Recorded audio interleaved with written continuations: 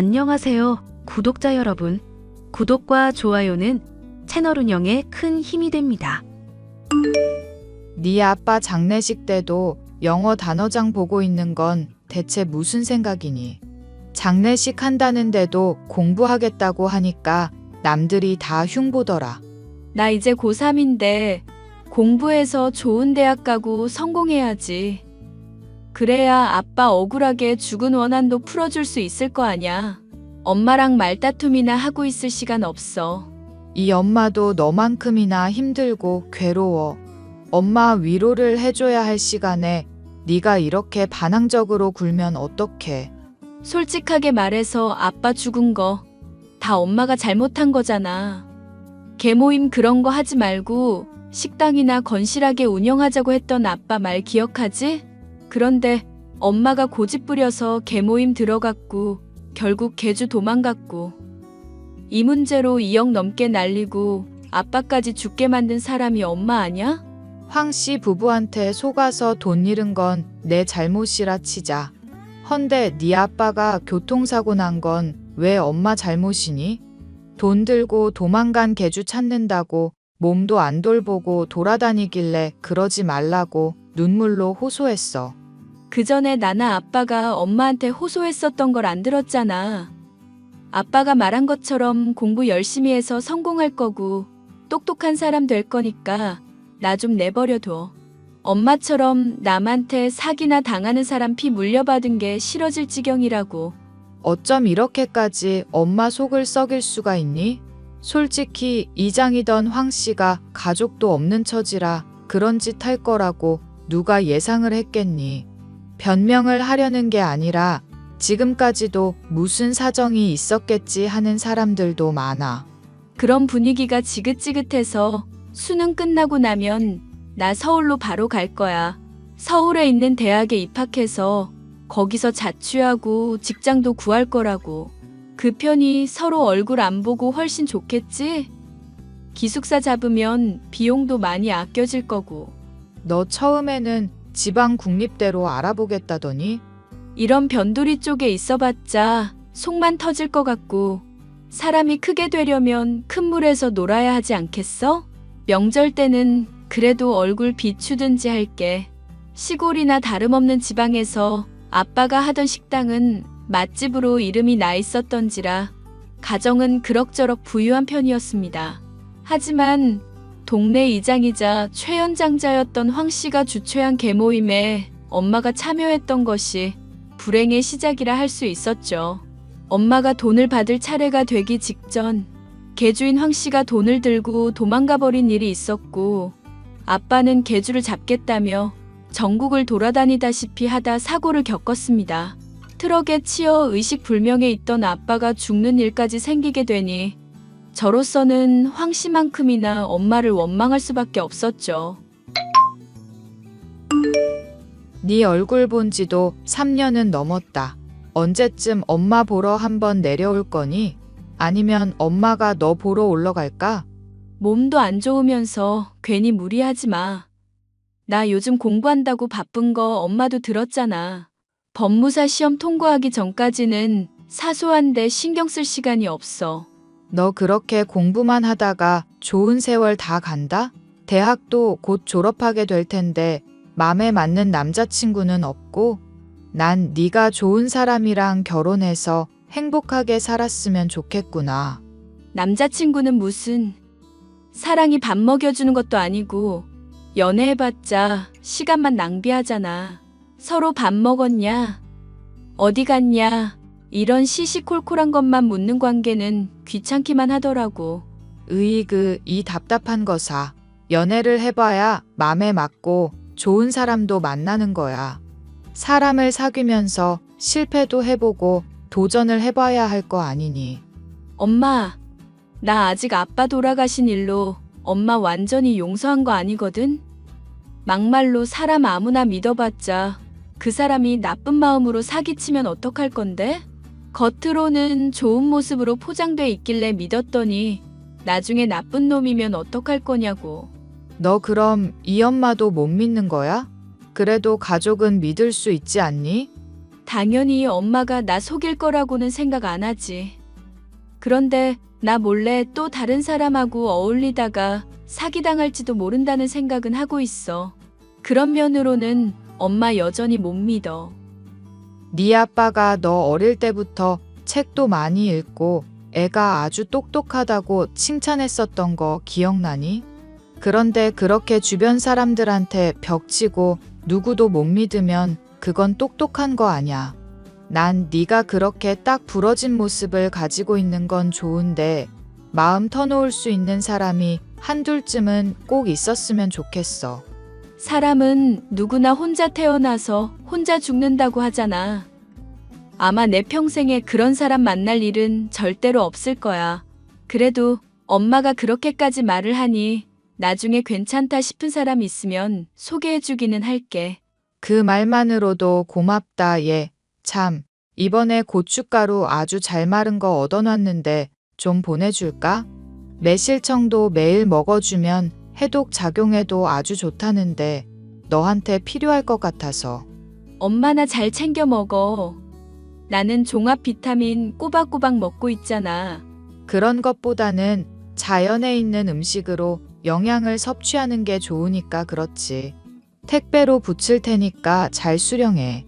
저번에 보냈었던 김이랑 호박즙도 아직 다 못 먹어서 냉장고가 한가득이야. 자취방 가뜩이나 좁은데 짐 보내봤자라니까? 그러니까 꼬박꼬박 챙겨 먹어야지. 공부한다고 무리하는 애가 건강까지 잃으면 쓰겠어?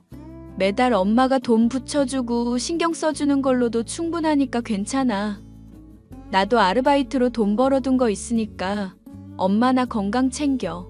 얘는 누굴 닮아 이렇게 고집이 센 줄 모르겠네. 내가 필요 없다고 하는데도 귀엽고 택배로 보내는 엄마 닮았나 보지. 그럼 엄마 말 듣고 집에 좀 자주 들르기나 해라. 솔직히 말해서 엄마가 황씨 수배 사진 안방에 걸어놓고 한숨 쉬는 거 보면 스트레스만 받아. 그거 떼어버리든지 아니면 돈을 찾든지 해. 그럼 자주 찾아갈게.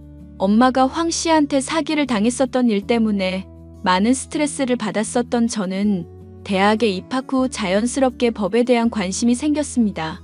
공무원을 하기 위해 행정학과를 전공했었던 저는 진로를 법무사로 틀어 시험 준비를 하고 있었는데 적당히 넓으면서 환경이 좋았던 집이라 공부를 하기 나쁜 환경은 아니었죠. 하지만 종종 집에 들러서 집을 점검하는 집주인을 며칠 겪다 보니 스트레스를 엄청나게 받았습니다. 여자 혼자 산다고 해서 관리 잘할 줄 알았더니 집이 왜 이래요?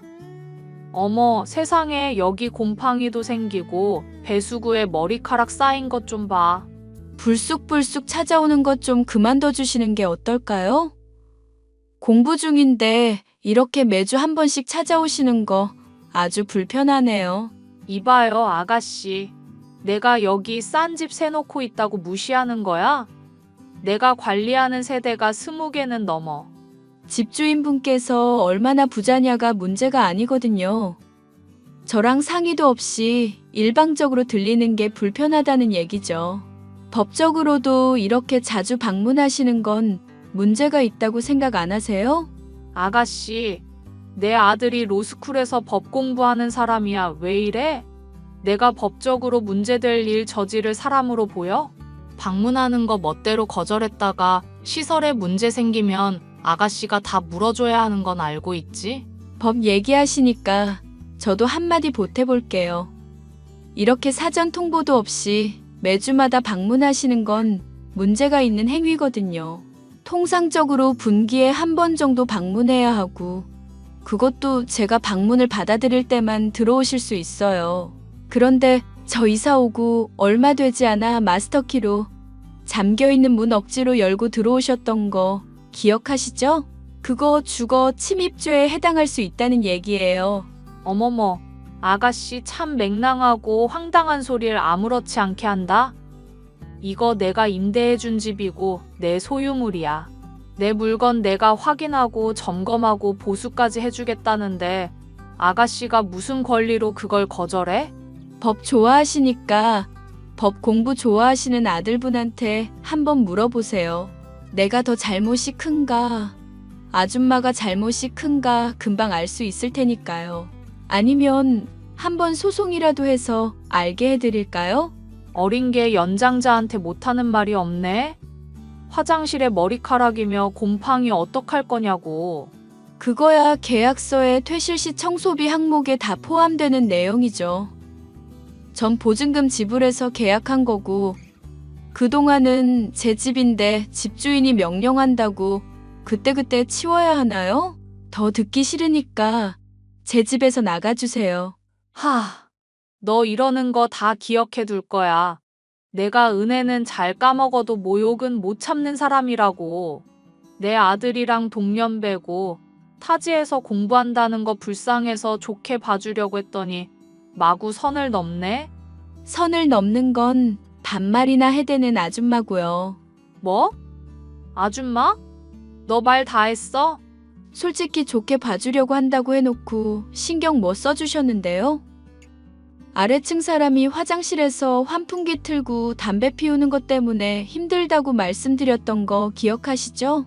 그런데 얘기한다고 해놓고 3달 넘도록 전혀 개선된 것도 없고, 아래층 사람한테 물어보니까 들은 적도 없다던데요? 말했다시피 내가 관리하는 세대가 한둘이 아니라고. 아가씨 그런 형편까지 신경을 써야겠어?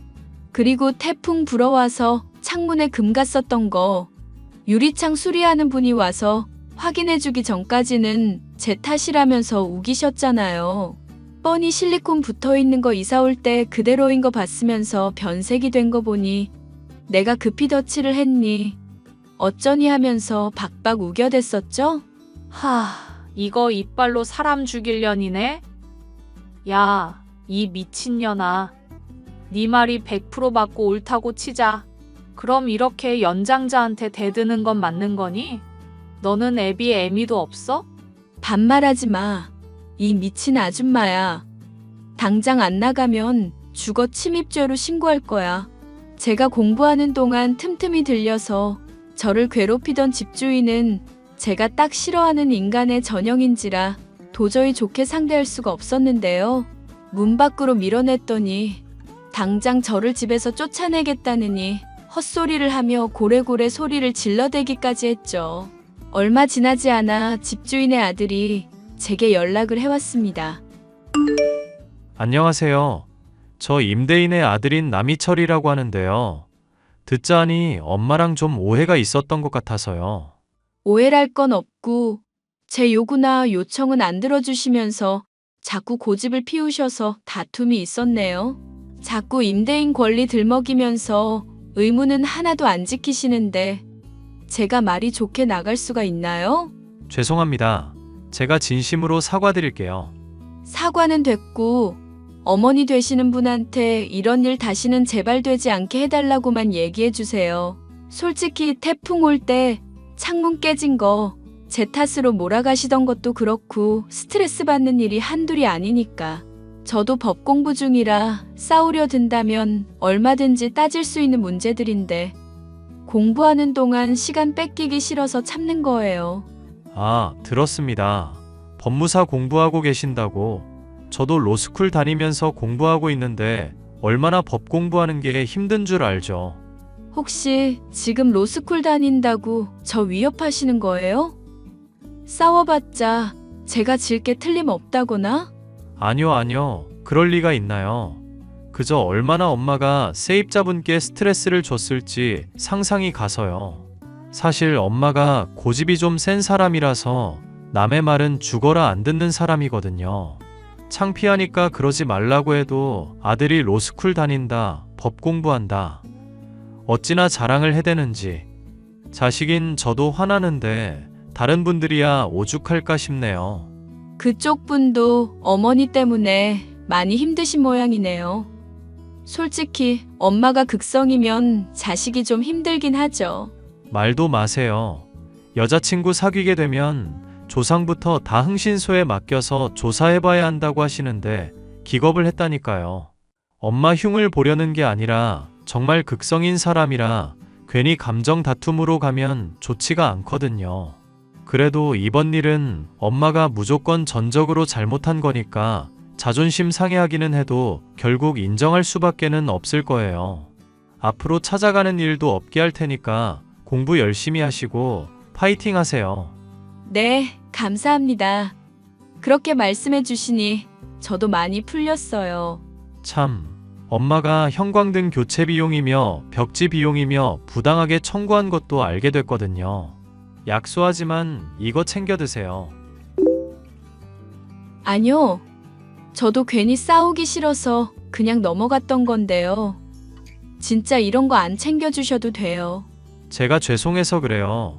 공부할 때마다 모르시는 거 있으면 저한테도 물어보세요. 다른 사람 공부 가르치다 보면 저도 공부가 많이 되거든요. 집주인인 엄마 쪽과는 달리 싹싹하고 친절한 성격을 가진 아들이었지만 아무래도 집주인에 대한 인상이 워낙 좋지 않다 보니 거부감은 있었습니다. 하지만 시험과 관련된 정보라든가 법의 개정에 대한 내용을 비롯해 정말 저의 합격을 위해 많은 신경을 써주는 모습을 보니 가식이라거나 위장처럼은 느껴지지 않더군요. 스쳐가듯 말한 저의 생일을 기억하고 챙겨주는 모습까지 보게 되니 자연히 호감이 생기게 되었고 자주 식사를 하거나 공부를 하며 함께 보내는 시간이 많아졌죠. 결국 저희는 누가 먼저랄 것도 없이 서로의 좋아하는 감정을 깨닫고 연인의 관계가 되었답니다. 아무리 생각해도 너랑 사귀는 게 꿈만 같을 때가 있는 거 알지? 성격이 까칠하긴 해도 똑똑하고 딱 부러지지.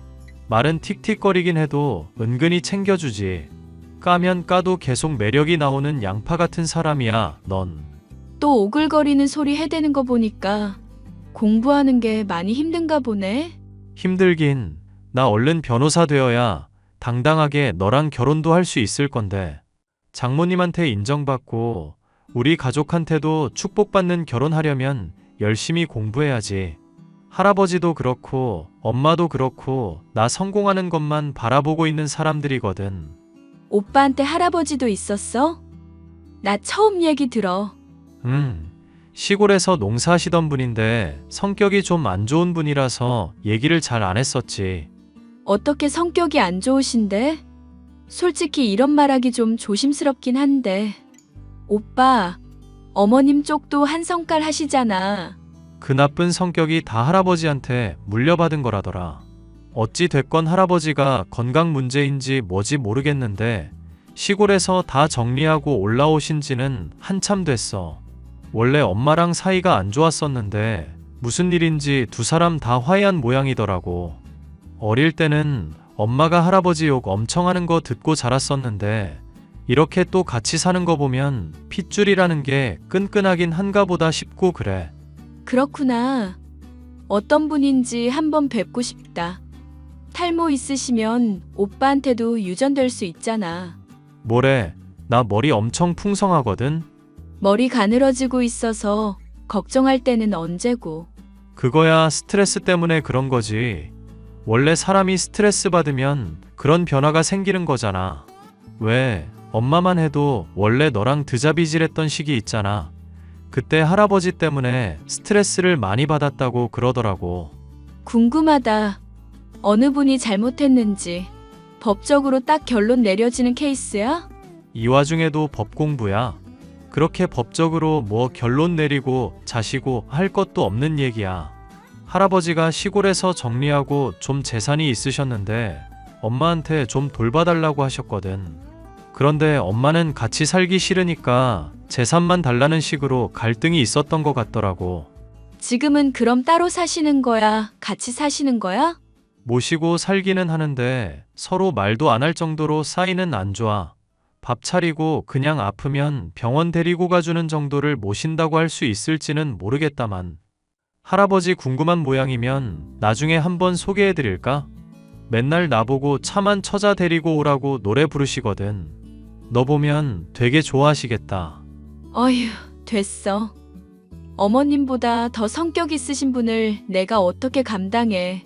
당장 오빠랑 결혼하게 될 때 어머님 반대하실 거 생각하면 지금도 골치가 아플 지경인데 할아버지까지? 할아버지는 너 마음에 들어 하실 거라니까. 그리고 엄마야, 뭐 반대한다고 하면 그냥 집 나와버리지 뭐. 나랑 결혼하고 싶다고 집을 나오겠다고? 진심으로 하는 소리야? 아님, 나 기분 좋으라고 그냥 막 던지는 거야. 그래, 이렇게 깐깐하게 따지는 게 되게 귀엽다니까. 말 돌리지 말고 나는 오빠 가족들한테 불화 일으키는 사람 되고 싶진 않단 말이야. 솔직히 말해서 내가 가족한테 별로 정이 없어. 병으로 돌아가신 아빠뿐 아니라 엄마만 아니라 할아버지까지도 돈돈거리는 속물들이야. 게다가 내 가치는 공부 잘해서 효도하는 것뿐이라면서 성적 조금이라도 떨어지면 매질하던 사람들이고, 그런데도 내가 왜 로스쿨 들어와서 이렇게 힘들게 공부하는지 알아? 그 사람들이 바라는 대로 성공한 다음에 버리는 게 최고의 복수일 것 같아서. 헐, 오빠 이런 사람이었어? 정말 낯설다. 오그라들기도 하고. 고마워. 이런 묵직한 얘기도 안 무겁게 잘 받아줘서. 고마우면 변호사 시험 얼른 합격이나 해. 연애하다가 떨어지게 되면 얼마나 억울해? 파이팅 하자. 남자친구와 저는 2년이라는 시간을 더 투자한 끝에 각자가 바라던 목표를 달성할 수 있었습니다. 저는 변호사가 된 남자친구를 데리고 오랜만에 엄마에게 방문해 얼굴을 보여드릴 수도 있었는데요. 엄마가 사는 집을 둘러보고 그날 잘 대접을 받고 기분이 좋아 보이던 남자친구는 서울로 돌아오고 난 뒤부터 연락이 뜸해졌죠. 요즘 오빠 왜 이렇게 연락이 안 돼? 아프면 아프다, 바쁘면 바쁘다 말을 해줘야 내가 걱정을 안 하지. 미안. 내가 요즘 정신이 많이 없네. 나중에 좀 괜찮아지면 얘기해보자. 지금은 나 쉬고 싶으니까 나중에. 엄마 보고 난 뒤부터 계속 이런 식으로 대화 회피해왔잖아. 혹시 변호사 되고 나서 마음이 바뀐 거야? 내가 마음이 바뀌었다고? 너 지금 그걸 말이라고 해? 아니면 대체 왜 이러는 건데? 설명을 해줘야 나도 납득을 하든지 이해를 할 거 아냐.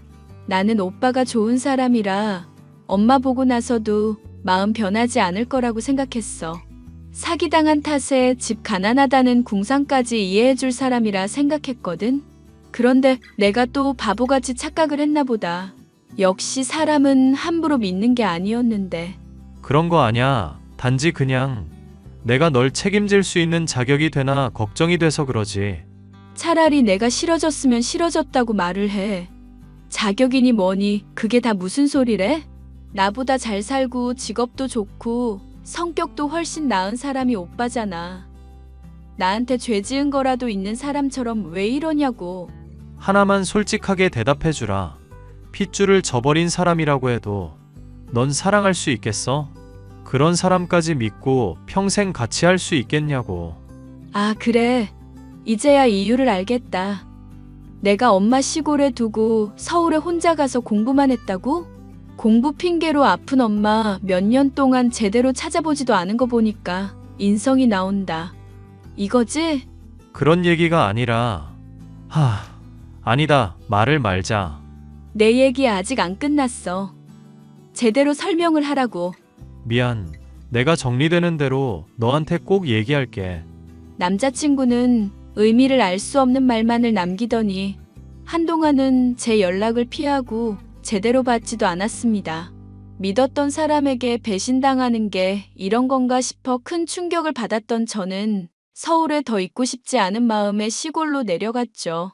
그런데 엄마는 저를 반기면서도 어딘지 당황해하는 모습을 보이더라고요. 너 온다는 연락도 안 오고 무슨 일이야? 내 집에 엄마 보러 오는데 간다 온다 말을 해야 하는 거야? 얼마 전에도 남자친구랑 왔었는데 왜 놀라고 그래? 너 박서방. 아니, 남자친구한테는 뭐 들은 얘기 없니? 박서방은 무슨. 이제 남자친구도 아닐지 몰라. 요즘 연락도 잘 안 받고 무슨 생각을 하는지 모르겠거든. 얘기 못 들었나 보구나.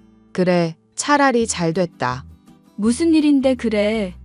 혹시 뭐 들은 이야기라도 있어? 네가 알아봤자 좋을 것도 없는 이야기라 그래. 너 나이도 젊겠다. 더 좋은 사람 만날 수도 있을 거고. 무슨 말을 하는 거야, 엄마까지. 내가 왜 다른 사람을 만나는데? 지금 남자친구만큼 나 이해해주고 아껴주는 사람이 또 어디 있다고. 어휴, 네가 또 듣겠다고 고집 피울 줄 알았다. 앉아봐. 문제가 간단하지만은 않으니까. 엄마는 저를 앉혀놓고 한숨을 몇 번이나 길게 내쉴 뿐 도무지 이야기를 털어놓질 않았습니다. 답답해진 제가 눈을 부라리자 그제야 남자친구와 관련한 이야기를 꺼내기 시작했죠. 엄마의 입에서 들은 이야기는 실로 충격적이었는데요. 네 남자친구가 도와준 덕분에 도망간 개주 드디어 잡았다고 경찰서에서 연락받았다. 사진이며 인적사항이며 죄다 일치하고 도망간 황씨 맞다더구나. 뭐? 진짜? 그럼 엄마가 날린 돈도 돌려받을 수 있는 거잖아. 그런데 표정이 왜 그래? 설마 그 돈 다 날렸대? 아니, 다 돌려받을 수 있다고 하더라. 제법 수완이 좋았는지 들고 도망간 돈을 착실하게도 잘 불려놔서 돈 찾는 건 전혀 문제가 없어. 그럼 다 잘 된 거잖아. 가만. 그런데 남자친구는 어떻게 엄마가 황씨 찾는 거 알고 도움을 준 거래? 아빠가 전국 방방곡곡을 돌아다녔어도 못 찾던 사람을? 안방에 붙은 사진 있잖니. 그거 보고 바로 찾아주더라. 왜냐하면 황 씨가 네 남자친구 할아버지였거든. 뭐? 엄마는 애써 덤덤하려고 노력을 하며 충격적인 진실을 이어 말해줬습니다. 신나게 잘 놀고 집을 둘러보던 저의 남자친구가 안방에 붙어있던 수배 사진을 보고 크게 놀랐었던 것부터 얼마 안 있어 황 씨가 본인의 할아버지라 고백하며 신고를 하게 한 일까지 다 얘기를 들려주더군요.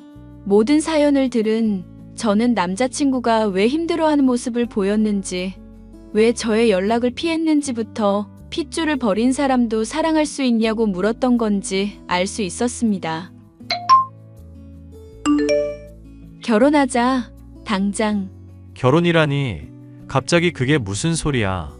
핏줄 버린 사람도 사랑할 수 있냐고, 믿을 수 있냐고 오빠가 물었었잖아. 지금 대답할게. 그게 오빠라면 난 100번이고 1000번이고 믿을 거야. 어머님이 반대하는 것도 오빠 할아버지가 우리 아빠 죽게 만든 사람인 것도 다 용서해 줄 수 있으니까. 그러니까 나랑 결혼하자고. 이 모지라. 혜진아, 미안해. 그리고 고마워. 앞으로 너한테 평생 갚으면서 살려고 할게. 나랑 결혼하겠다고 하면 가족이랑 또 싸우게 될지도 몰라. 괜찮겠어? 난 솔직히 할아버지나 엄마한테 미안한 마음 하나도 없어. 그냥 너한테 미안해서 그러지. 당장 절연이라도 하면 얼마든지 할 수 있으니까 그건 걱정 마. 어떻게 보면 너랑 결혼하는 게 우리 가족한테는 최고의 복수겠다. 저를 위해 가족까지 버리겠다고 말하는 남자친구의 말에 마냥 기뻐할 수는 없었지만 마음만은 그 어느 때보다도 든든했습니다. 저는 남자친구와 함께 저의 까칠한 집주인이자 예비 시모가 될 사람을 만나러 집에 방문했습니다. 희철이, 너 이게 다 무슨 말이니? 우리 집 새들어 살던 거지년이랑 결혼을 하겠다니? 희철이, 넌 대체 무슨 생각이고? 거지라니, 말 조심해 엄마. 솔직히 아버지도 없는 환경에서 가난하게 공부 안 했으면 나보다 훨씬 대단하게 됐을 사람이 내 여자친구야. 애비도 없는 게 감히 우리 희철이랑 결혼을 하려고 꿈꾸니? 너 싸가지 없이 어른한테 대들던 게 다 이유가 있었구나? 애비가 없어서 개념도 없는 거냐? 응? 얼른 대답해보거라.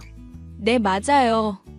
그런데 아줌마도 애비가 없지 않으신가요? 뭐? 에이, 아시면서 뭘 모른 척 하세요. 여기 원래 황씨 할아버지도 같이 있었다면서요. 지금은 감옥 가서 없으시고. 너가 그걸 어떻게 아니? 내가 신고했으니까 알지. 신고를 했다고? 네가? 대체 무슨 생각으로 그런 거야? 네 할아버지를 남이 신고해도 변호를 해줘도 모자랄 판에 대체 무슨 생각으로 그런 거냐고. 몰라. 나도 애비가 없어서 개념이 없나 보지. 엄마 미치는 꼴 보고 싶니? 똑바로 말해. 할아버지는 감옥에서 그대로 죽어도 할 말 없어. 할아버지가 돈 들고 도망간 바람에 이 사람 아버지도 돌아가시게 됐으니까. 뭐? 그럼 설마 얘가 그 사람 딸이란 말이니? 말하는 거 보니 역시 엄마도 알고 있었구나. 예상했던 대로 엄마도 할아버지랑 똑같은 사람이었네. 아줌마한테 굳이 죄값 묻지는 않을게요. 잘난 변호사 아들이 죽을 정도로 얄밉던 여자애랑 결혼하겠다고 하고 핏줄까지 버리겠다는 것만으로 충분한 것 같으니까. 얘, 제발 부탁이다. 내가 너인 줄 알았으면 진즉에 죄를 빌었을 텐데. 우리 희철이는 그래도 안 된다. 내가 얘를 어떻게 키웠는데 그걸 네가 이렇게 가져간다는 거니. 희철 씨는 누구 소유물이 아니에요. 앞으로 제 입에서 어머님 소리 듣고 싶으시면 지금보다 많이 변하셔야 할 거예요. 희철아, 엄마 정말 죽는 꼴 보려고 이러는 거냐? 네 할아버지도 없는데 날 이렇게 버리는 거냐고. 희철아. 울부짖는 예비 시모를 두고 나서는데 저도 눈물이 나더군요. 그동안 품어왔던 마음의 상처가 오랜만에 건드려진 탓인지 남자친구에 대한 고마움인지 정확히 알 수 없는 눈물이었죠. 하염없이 눈물을 흘리던 절 남자친구는 위로해줬고 저희는 최근에야 결혼식을 올릴 수 있었습니다. 저의 엄마를 비롯해 지인 몇몇만을 부른 작은 결혼식이었죠. 시어머니는 당연하게도 참여하지 않은 결혼식이지만 남편과의 관계는 그 어느 때보다도 끈끈하니 그런 사람의 인정 따위는 필요가 없었죠. 어찌 보면 원수의 지방과 결혼한 셈이지만 남편이라는 사람을 알고 있으니 앞으로 생길 그 어떤 문제라도 해결할 수 있을 것만 같은 기분이네요. 사연 마지막까지 들어주셔서 감사합니다.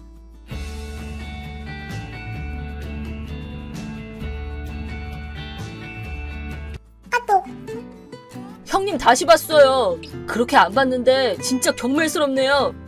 에? 아, 뭐야? 갑자기 왜 그래 동서? 내가 뭐 잘못했니?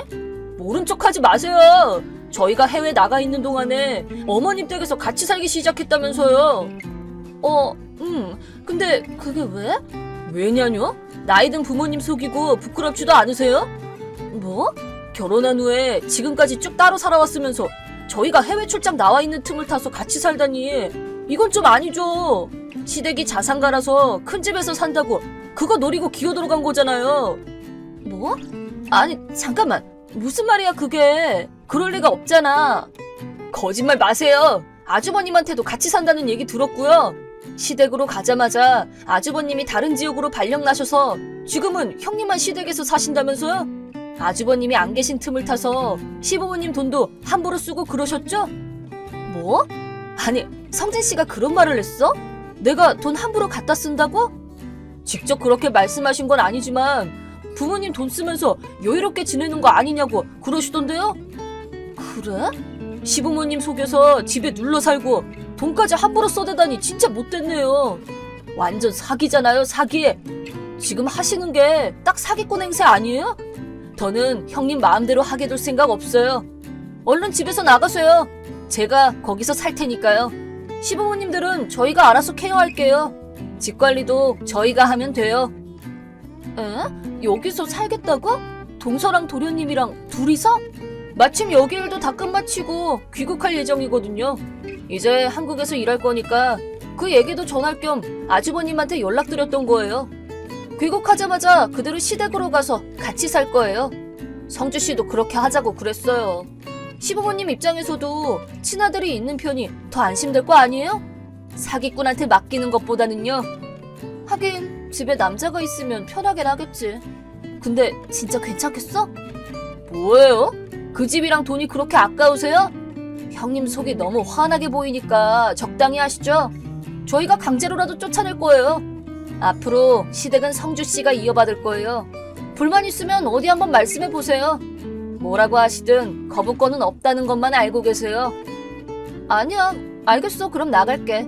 짐도 챙기고 여러 소속들도 있으니까 조금만 시간을 줘. 그렇게 바로 꼬리 내리시니 다행이에요. 버팅기시면 골치 아플 뻔했어요. 뭐 짐 챙기는 것 정도야 기다려드릴 수 있죠. 아, 그래도 시댁에 있는 물건을 갖고 나가시면 안 돼요? 그리고 딱 일주일만 기다려드릴 거예요. 저희가 귀국하기 전까지는 나가주셔야 돼요. 그 정도 기간이면 괜찮을 거야. 고마워. 그럼 그냥 동서한테 믿고 맡길게. 많이 힘들겠지만 파이팅해. 뭐라는 거예요? 괜히 심술 부리지 마세요. 됐고 빨리 짐이나 다 챙겨서 얼른 나가시라니까요. 알겠어. 또 연락하자. 형님, 이게 어떻게 된 거예요? 한국 잘 도착했어? 오랜만에 한국 오니까 엄청 춥지? 아니, 이게 뭐냐니까요. 시댁이 난장판이 되어 있는데요. 강도라도 들었어요? 그리고 시부모님 상태도 이상해요. 뭔가 이상한 냄새도 나고. 이게 다 뭐예요? 진정해. 나가기 전에 청소도 확실하게 다 해놨는데 금방 이것저것 꺼내서 어질러 놓으시거든. 냄새는 이미 배어버린 거라서 내가 나갈 때까지 도무지 없앨 수가 없었어. 네? 아니, 대체 뭐가 어떻게 된 건데요? 그래, 당황하는 것도 이해는 가. 원래 상상이랑 현실은 다르니까. 나도 처음엔 어르신들은 다들 점잖으실 줄 알았는데 현실은 그렇지도 않더라고. 처음에는 적응 안 되는 것도 많을 테지만 너무 걱정하지는 마. 요양보호사분한테도 말해놨으니까 모르는 거 있으면 그분한테 물어보면 돼. 아니 잠깐만요. 무슨 말씀이세요? 요양보호사요? 왜 요양보호사가 필요한 건데요? 그야 당연하지. 시부모님들 두 분 다 케어가 필요한 분들이잖아. 네? 몰랐어? 아버님이 작년에 골절상 있고 외출을 못하게 되신 후로 갑자기 치매가 확 오셨어. 그래서 그런지 엄청 난폭해지셔서 어느 시설에서도 안 받아주려고 하더라고. 그래서 어쩔 수 없이 집에서 케어해드리고 있던 건데 덕분에 나도 온몸이 멍투성이야. 뭐만 하면 물건이고 지팡이고 다 던지시니까 조심해? 어머님도 언젠가부터 치매가 오셨어. 근데 또 몸은 건강하시니까 그냥 집에서 케어해드리고 있어. 다만 밤중에 밖으로 나가셔서 큰 소리로 소리를 지르거나 내가 돈을 훔쳤다고 동네방네 소문내고 다니거나 이상한 방문 판매상한테 속아서 몇 천만 원짜리 항아리를 사신 적도 있고 내 명의로 돈 빌리려고 하신 적까지 있어. 그니까 누가 방문하면 꼭 동서가 맞이해. 어머님한테 맡기면 큰일 나. 아니, 잠깐만요, 형님. 뭐예요, 그게? 골절에 치매라뇨. 저 완전 금시초문인데요? 어라? 난 분명히 도련님한테 카톡으로 말씀드렸는데? 아버님이 입원하셨을 때도 골절 당하셨다는 거랑 케어에 대해서도 자세히 다 설명드렸었어. 말 나온 김에 오해도 좀 풀게. 내가 시댁에서 같이 살고 있던 건 집을 노려서 그런 게 아니라 아버님이 요양이 필요하시다는 판정을 받았을 때 어머님이 부탁하셔서 그렇게 된 거야. 그러니까 사기꾼이니 뭐니 이런 소리는 하지 마. 아니, 말도 안 돼. 저는 아무 말도 못 들었다고요. 나는 분명 말했어. 도련님도 분명히 그때 저희는 해외 나와서 살기 때문에 못 도와드리니까 부탁 좀 드릴게요 라고 정확하게 이렇게 말씀하셨고. 정말요? 진짜 이 집 형제들은 중요한 건 하나도 말을 안 해주나 보다. 우리 성진 씨도 그래. 자기가 불리한 건 하나도 말을 안 해. 귀찮은 것도 마찬가지고. 어머님이 치매 걸리시자마자 갑자기 타 지역으로 발령 신청해서 도망가고 케어할 때 드는 돈이랑 생활비도 뺀질뺀질 모른 척하고 시댁에 돈 없는 거 뻔히 알면서 매달 쥐꼬리만도 못한 돈만 보내. 에? 시댁에 돈이 없다니요? 그게 무슨 말씀이세요? 시부모님 원래 자산 가셨잖아요. 이렇게 으리으리한 집도 있는데 왜요? 형님이 다 갖다 쓰신 거 아니에요? 말했잖아. 나는 시댁 돈에 손댄 적 없다니까? 오히려 시부모님이 내 돈에 손을 대셨어. 케어 비용이랑 생활비도 마찬가지지만 치매 걸리고 나서부터는 어머님이 돈을 너무 함부로 쓰셔. 아까 말했던 방문 판매 같은 것도 자주 속으시고 진짜인지 가짜인지도 모를 보석이나 가방 같은 것도 사시고 이름도 들어본 적 없는 리모델링 회사에 속아서 베리어 프리 공사를 한 해 모네 하면서 계약금으로 수천만 원 냈다가 그대로 떼어먹힌 적도 있고 또 아버님이 가지고 계신 이상한 땅에 드는 세금이라고 했나? 어딘지도 모르는 산속에 쓸데없이 땅만 많이 가지고 계신데 거기에 드는 세금만 해도 은근히 많이 들어. 그냥 팔자고 해도 계속 싫다고만 하시고 시부모님이 모아두신 저축은 이미 예전에 다 동나고 없어. 오히려 내가 매달 500만 원 이상 내고 있다니까? 500만 원이요? 진짜요? 근데 형님이 그런 돈이 어딨어요? 전업주부 아니었어요? 난 집에서 그래픽 디자이너로 일하고 있어. 그리고 젊었을 적부터 주식 같은 걸로 자산 운용도 하고 있고. 성진 씨한테 말하면 괜히 자존심 상해할까봐 말은 안 했는데 사실 내가 그 사람보다 많이 벌어. 네? 아니 그럼 뭐예요? 시댁에는 돈이 없고 시부모님은 케어가 필요한 상태인데다가 매달 돈도 미친 듯이 많이 든다는 그런 말씀이세요? 응, 맞아. 뭔가 미안하네. 난 당연히 알고 있는 줄 알았어. 시부모님 명의의 집에서 시부모님 돈 쓰면서 화려한 생활을 보낼 수 있다고 착각한 것 같은데 현실은 그러니까 파이팅해? 아니요, 안 되겠어요. 저 이런 거 못해요. 형님 다시 와주세요. 아, 안 돼. 못 돌아가. 아, 그리고 나 이제 이쪽 집안 사람들과는 남이 될 예정이야. 이혼할 거거든. 네? 이혼이라뇨? 성진 씨가 외도를 하고 있었거든. 혼자 지방 발령 신청해서 도망가더니 그냥 대놓고 여러 여자랑 놀아다면서 살고 있었지. 나한테는 자기 부모 케어나 시키면서 말이야. 진짜 웃기지 않니? 네? 아주버님이요? 외도라니 진짜요? 근데 왜 알고도 가만히 있으셨어요? 그치? 왜 이혼 안 하고 지냈나 싶지? 나도 지금 생각해보면 그 말이 맞지 싶은데 뭔가 나도 정신이 나갔었나 봐. 시부모님 케어만 강요당하고 몸 다치고 매달 500만 원씩 내고 집안일이랑 회사 일을 병행하고 남편은 먼 곳에서 여자랑 눈 맞아서 놀기나 하고 머릿속으로는 내가 착취당하고 있다는 걸 알고 있고 그냥 도망치면 그만이다 라는 생각을 하면서도 시부모님 케어하다 말고 다 내팽개치고 이혼하면 주변에서 어떻게 생각할지도 모르고 아무도 관리할 사람이 없는 이 집은 어떻게 하지 싶기도 하고 뭔가 책임감? 체면? 같은 걸 너무 신경 쓰다 보니까 그냥 아무 생각 없이 그러고 지내온 거야. 거의 뭐 노예처럼 살아온 거지. 설명하기가 어렵긴 한데 어떤 기분인지 이해하려나 모르겠다. 아직은 잘 모르겠지? 아니, 아직이라뇨? 동서한테 이 집에서 나가라는 얘기를 들었을 때 갑자기 정신이 확 들더라고. 나를 대신해 이 사람들을 돌볼 사람이 왔구나 싶었지.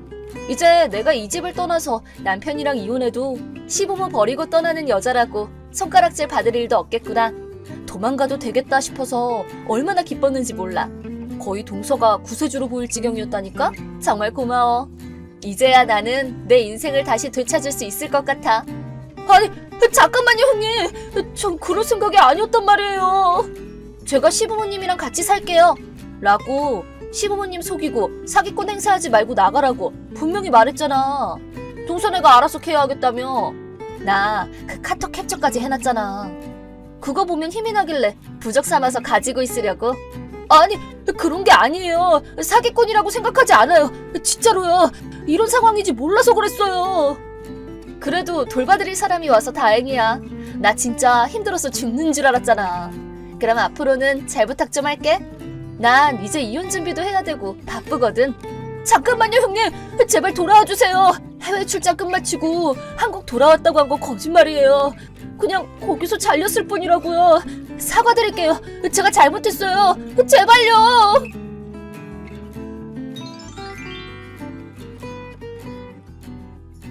그 후로도 제 핸드폰은 계속 울렸지만 그냥 알림을 꺼버렸습니다. 동선의 부부는 현실을 알게 되고는 도망가려고 했으나 애초에 해외 나갔다가 해고당하고 생활이 궁핍해져서 시댁 돈을 노리고 귀국한 탓에 다른 집을 알아볼 돈도 여유도 없어서 어쩔 수 없이 시댁에 남게 되었습니다. 그 후로 몇 푼 받지도 못하는 일을 여러 개 해가면서 살고 있다고 하는데 폭력적인 시아버지와 성가신 시어머니를 돌보는 건 상상 이상으로 어려웠고 시부모님은 아무리 화를 내도 낭비를 멈출 생각을 못하셔서 생활 수준이 말이 아니라고 합니다. 동서 부부는 매일같이 싸움이 끊이질 않아서 온 이웃 사람들에게 민폐를 끼치고 있고 집안은 쓰레기장처럼 되고 경찰도 여러 차례 방문하게 되었다고 합니다. 심신이 다 지쳐버린 동서는 거의 미일한 수준으로 말랐다고 들었습니다. 자신의 망상만 가지고 행동하면 이런 꼴을 당하게 될 수 있다는 걸 제대로 깨닫지 않았을까 싶네요. 뭐 행정에 기대둔해서 어떻게든 숨통이 트일 방법을 찾았으면 좋겠네요. 저는 남편과 불륜 상대들로부터 위자료를 받아내고 이혼했습니다. 지금은 친구에게 분양받은 강아지 2마리와 함께 아파트에서 여유롭게 잘 살고 있습니다. 자기 시간을 마음대로 쓸 수 있다는 건 참 행복한 일인 것 같아요. 앞으로도 행복하게 제 인생을 살아갈 생각입니다. 예, 아가! 할 얘기가 있다. 네, 어머님. 무슨 일 있으세요? 우리 아들한테 들었다. 은서가 자사고에 가고 싶다고 했다지? 네, 맞아요. 은서가 원하는 공부를 할 수 있는 곳이 이 근처에는 자율형 사립고뿐이라서요. 예, 사립이면 돈 많이 들 거 아니야. 그건 괜찮아요. 성훈 씨랑 상의해봤는데 경제적으로 큰 부담은 없을 것 같아요. 아휴, 말귀를 못 알아듣네. 네? 은서한테 그렇게 큰 돈을 들일 바에는 차라리 그 돈으로 은성이를 국제중학교에 보내야지. 네? 아니요, 은성이는 공립중학교에 보내기로 상의하고 있어요. 그러면 안 되지. 아들한테는 최고의 교육을 받게 해야 되잖니? 은성이가 스스로 정한 길이에요. 그건 당연히 착한 우리 은성이가 누나인 은서 때문에 사양한 거 아니겠니? 은성이는 자기 의견을 똑바로 말하는 애예요. 아냐, 은성이는 분명 국제중학교에 가고 싶어 할 거야. 하여튼, 얘, 너 정말 엄마 맞니? 자기의 마음을 제대로 알지도 못하면 어떡해. 그리고 초등학교 입학시킬 때도 좀 괜찮은 학교로 보내라고 그렇게 타일렀는데 내 말은 싹 무시하고 집에서 가까운 동네 초등학교로 보냈잖니? 이번에는 꼭 국제중학교에 보내야 돼. 아니요, 은성이는 친구들이랑 떨어지기 싫어서 계속 같은 학교를 다니고 싶대요. 친구라고? 지금 이 열악한 환경에서 친구가 생기겠니? 열악하다뇨. 어머, 그래. 나 아는 사람 손주 중에 똘똘한 남자애가 하나 있거든? 걔도 국제중 간다니까 우리 은성이랑 친구하면 되겠다. 네? 자, 이제 국제중에 갈 이유가 생겼네? 무슨 말씀이세요? 친구라는 건 함께 추억을 쌓으면서 되는 거예요. 소개받는다고 해서 곧바로 될 수 있는 게 아니라고요. 이 이상 네가 고집 부리는 건 못 본다. 은서는 교통비가 안 들게 걸어서 갈 수 있는 공립고등학교를 보내도록 해. 내 말 알겠니? 은서야, 할머니랑 얘기 좀 하자. 어? 할머니 웬일이세요? 이런 귀찮은 일로 시간 버리기는 싫지만 네가 분수도 모르고 고집 부리는 것 같으니까 할머니가 단호하게 말하마. 뭔데요? 방금 너희 엄마랑 얘기했는데 은서 너는 교통비 안 들게 가까운 공립고등학교에 보내기로 했단다. 네? 할머니 무슨 말씀이세요? 이미 가족끼리 상의해서 저는 자사고에 가기로 했는데요? 여자한테는 학력 따위는 필요 없단다. 그래도 중졸은 보는 눈이 안 좋으니까 고등학교는 다니게 해줄 테지만 공립고등학교로 충분해. 너한테 비싼 학비를 드릴 바에는 네 동생 은성이를 국제중학교에 보내도록 하렴. 돈은 원래 그렇게 써야지 맞지. 그리고 너는 누나가 돼서 말이야. 네가 알아서 남동생한테 양보해야지. 너무해요. 저도 하고 싶은 일이 있단 말이에요. 어머, 얘 말 대꾸 하는 것 좀 봐. 대체 누굴 닮아서 이렇게 건방진 거야? 어쨌든 네 엄마랑 이미 얘기 다 끝냈다. 너도 고집 적당히 피우고 어른들 말씀 들어. 엄마, 나 할 얘기 있는데. 어? 은서야, 지금 친구 집 아니니? 응, 지금 같이 입시 준비하고 있어. 집에 가서 물어보려고 했는데 너무 궁금해서. 무슨 일 있니? 아까 할머니한테 카톡이 왔거든? 어? 할머니한테? 웬일로 연락을 하셨나 싶었는데 나를 공립고등학교에 보내기로 엄마랑 이미 얘기가 다 끝났다는 거야. 뭐? 나한테 비싼 학비를 드릴 바에는 그 돈을 은성이한테 쓰는 게 맞다고. 그니까 고집 피우지 말라고 하셨어. 할머니 말이 사실이야? 그럴 리가 없잖니. 엄마도 아까 막 할머니랑 다퉜어. 아무리 그래도 그렇지 은수한테 직접 말하다니. 그럼 예정대로 자사고에 지원해도 괜찮지? 그럼 은성이도 방금 옆에서 자기도 공립중학교 가고 싶으니까 할머니 말은 신경 쓰지 말래. 다행이다. 그런데 어머님 정말 너무하시다. 평소에는 은성이 빼고는 무관심하시더니 이럴 때만 은서한테 연락을 해? 할머니는 항상 그랬잖아. 그러게. 할머니 때문에 우리들만 힘들다. 아빠도 몇 번이나 그러지 말라고 말씀드렸는데 귀등으로도 안 들으시나 봐. 워낙 완고한 성격이니까. 그래도 아빠랑 엄마랑 은성이 우리 가족 모두 은서 편이야. 알겠지? 고마워. 그럼 이제 괜찮아. 입시 준비 열심히 할게, 엄마. 그래, 화이팅해, 우리 딸. 예, 이번에는 꼭 은성이 자사고 보내렴. 갑자기 무슨 말씀이세요? 은성이는 공립고등학교 가기로 했어요. 뭐? 나한테 아무런 상의도 없이? 어머님한테 상의 드려봤자 아무런 의미도 없거든요. 너 또 그런 소리를... 예, 내 말 똑똑히 들어. 은성이한테는 최고의 교육을 제공하라고. 내가 예전부터 그렇게 말했잖니. 근데 넌 정신머리가 있는 거야, 없는 거야? 은성이 마음도 몰라주고 초등학교랑 중학교 다 공립이나 보내고 넌 네 아들이 불쌍하지도 않니? 본인이 원하는 대로 해준 것뿐인데요. 거짓말하지 마. 내가 누누이 말했지? 여자의 교육에 힘써봤자 소용없다고. 저는 아이들을 차별하지 않을 거예요. 은성이는 본인 나름대로 이유가 있어서 공립을 고른 거고요. 은서 고등학교도 아이 장래를 생각해서 결정한 학교예요. 여자 학력이 높아봤자 무슨 의미가 있다고? 그래도 은서 고등학교는 내가 말한 대로 가까운 공립고등학교에 보낸 모양이던데 설마 걔 대학교까지 보낼 생각은 아니겠지? 은서 대학 보낼 거예요. 뭐라고? 국립대 합격해서 올 봄부터 자취할 예정이고요. 아니, 그러면 또 집세니 생활비니 돈이 나갈 거 아니야. 안 돼. 국립이건 사립이건 대학은 안 된다고. 차라리 그 돈을 은성이한테 써. 이번에는 꼭 명문 자사고에 보내야 된다. 은성이는 공립고등학교를 희망하고 있어요. 이미 저희끼리 얘기 다 끝났고요. 또 그렇게 고집 피우지? 또! 아이들이 원하는 대로 하게 해주세요. 예, 내 말 똑똑히 들어. 학력은 여자보다 남자한테 훨씬 중요해. 은서보다 은성이한테 더욱 투자하고 밀어주는 게 올바른 부모의 태도란다. 그러니 교육 방침에도 남녀의 차등을 두는 게 당연하지. 아이들한테도 나중에 애가 생기면 그렇게 하도록 잘 타일러 두렴. 아들은 금쪽같이 키우고 딸은 꼭 참아야 돼. 이거 봐. 할머니는 고집불통해 말도 안 통한다니까? 그래서 난 할머니가 싫어. 어? 예, 너 무슨 말이니? 나 은성이야, 할머니. 은성이라고? 잠깐 엄마 폰 빌렸거든. 말도 안 돼. 은성이가 그런 말을 할 리가 없잖니. 그래, 그럴 줄 알았어. 은서가 은성이인 척을 하는 거구나. 나 맞거든, 할머니. 더 심한 말을 안 한 걸 고맙게 생각해. 어머, 얘가 못하는 말이 없어? 은서, 할머니한테 말버릇이 그게 뭐야? 하여간 이래서 여자애들은 안 된다니까. 니네 엄마도 애들 교육을 잘못 시켰어. 이럴 줄 알았으면 은성이 교육은 내가 시키는 건데. 그래, 말 나온 김에 은성이한테 직접 얘기해야겠다. 그럼 내가 지금 할머니한테 카톡 보낼게. 뭐? 할머니 얼굴 보고 얘기하기 싫거든. 아니, 은서 얘가? 은성이인 척 좀 그만하렴.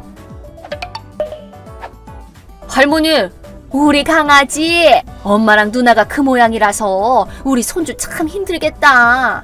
할머니랑 같이 살면 은성이가 바라는 대로 유명한 자사고에 수험 칠 수 있도록 해줄게. 난 한 번도 자사고 가고 싶다고 한 적 없는데? 괜찮아. 할머니한테는 다 말해도 돼. 엄마랑 누나 눈치 볼 것 없이 다 말하렴. 어차피 말해봤자 말도 안 통할 테니까 그냥 전부 얘기할게. 사실 누나는 집에서 가까운 자사고에 갔어. 뭐? 할머니가 그토록 누나를 보내고 싶어하던 공립고등학교 옆에 유명한 자사고가 하나 있거든. 지금 누나는 거기서 열심히 공부해서 전교권을 휩쓸고 있어. 그럼 날 속인 거야? 속이고 자시고 할 게 뭐가 있어. 할머니는 그냥 누나 진로에 관심이 없었잖아. 자기가 착각해놓고 남 탓 좀 하지마. 그리고 내가 계속 공립을 고집한 건 초등학교 때는 유치원 때부터 친했던 친구랑 같은 학교에 가고 싶었고 중학교 때는 그 친구랑 같이 야구부에 들고 싶었기 때문이었어. 야구부? 꽤 유명한 야구부거든. 할머니 설마 내가 야구하는 것도 몰랐어? 어머, 그랬니? 이래봬도 주장이고 전국대회에도 참가했어. 내가 가고 싶은 공립고등학교는 야구부가 강한 데다가 존경하는 프로 선수의 모교거든. 그래서 공립이든 사립이든 상관없이 그 학교에 가고 싶은 거야. 어머나, 우리 강아지 다 컸네. 그래도 야구같이 아무 쓸모도 없는 것보다 명문 고등학교에 들어가는 게 낫지 않겠니? 뭐? 쓸모가 없다고? 그래, 그래봤자 야구는 애들 놀이지 뭐. 너도 슬슬 학력을 높일 생각을 해야지. 할머니는 그렇게 생각하는구나? 그럼 우리 귀여운 손주를 위해서지. 난 프로 야구 선수가 되고 싶어. 어? 솔직히 지금도 할머니가 싫지만 내가 진심으로 최선을 다하고 있는 야구를 애들 놀이라고 무시하는 할머니는 세상에서 제일 싫어. 전화 시끄러. 할머니 차단할 거야. 은성아! 그렇게 금쪽 같은 손주에게 미움받았다는 사실을 깨달은 어머님은 황급히 저희 집에 들이닥쳤어요. 하지만 저희 가족은 이미 예전부터 예정하고 있던 이사를 마친 후였죠.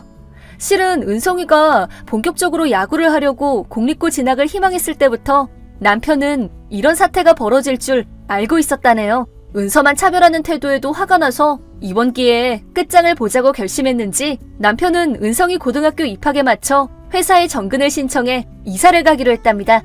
이제 곧 정년퇴직을 앞둔 시아버님도 실은 몰래 이혼을 준비 중이시죠. 이제 곧 혼자 남겨질 어머님은 은성이한테 미움받은 이유도 모른 채로 오늘도 우울한 하루를 보내고 있답니다.